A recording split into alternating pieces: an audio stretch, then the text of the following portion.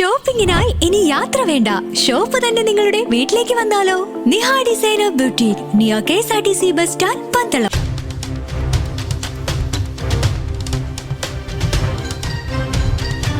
അസഭ്യം വിളിച്ചത് ചോദ്യം ചെയ്തയാളെ ആക്രമിച്ച കേസിലെ പ്രതിയെ ഇലവന്തിട്ട പോലീസ് പിടികൂടി. മഞ്ഞിനക്കര മാത്തൂർ കുന്നത്തേത്ത് ലക്ഷം വീട്ടിൽ കെ ബിനുമോനാണ് പിടിയിലായത്.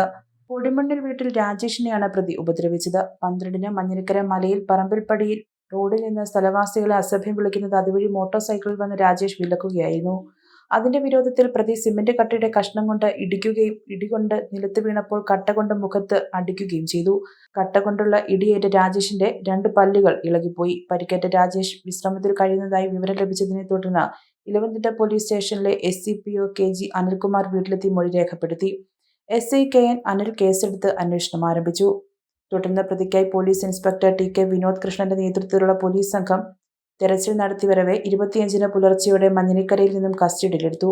വൈദ്യപരിശോധനയ്ക്ക് ശേഷം സ്റ്റേഷനിലെത്തിച്ച പ്രതിയെ ചോദ്യം ചെയ്തപ്പോൾ കുറ്റം സമ്മതിച്ചതായി പോലീസ് അറിയിച്ചു. തുടർന്ന് പ്രതിയെ കോടതിയിൽ ഹാജരാക്കി.